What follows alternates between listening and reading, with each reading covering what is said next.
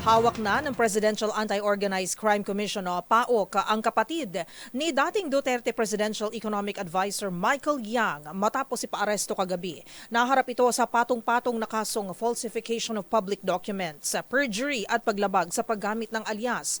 Tinutukan niya ni Edniel Parosa. Inaresto ng pulisya ang kapatid ng dating economic advisor na ex-President Rodrigo Duterte na si Michael Yang dahil sa patong-patong na atraso sa Pasay City.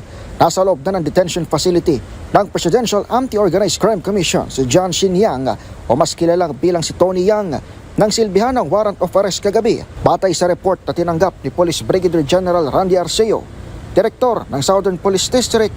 Galing ang order sa inisyu ng Municipal Trial Court sa Cagayan de Oro dahil sa falsification of public document, perjury at violation sa paggamit ng alias. Nabatid na gamit ng pangalang Antonio Maestrado Lim, nagtayo ang 54 anyos ng 12 kumpanya sa Cebu, Davao at Cagayan de Oro. Magugunit ang unang hinarang siyang sa NAIA noong nakaraang taon dahil sa paglabag sa immigration laws, kung saan din siya nakumpiskahan ng mga peking ID, halos 1.4 million pesos na cash at iba pang kontrabando.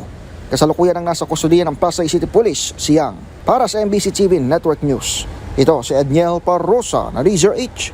Una sa Pilipinas, una sa Pilipino.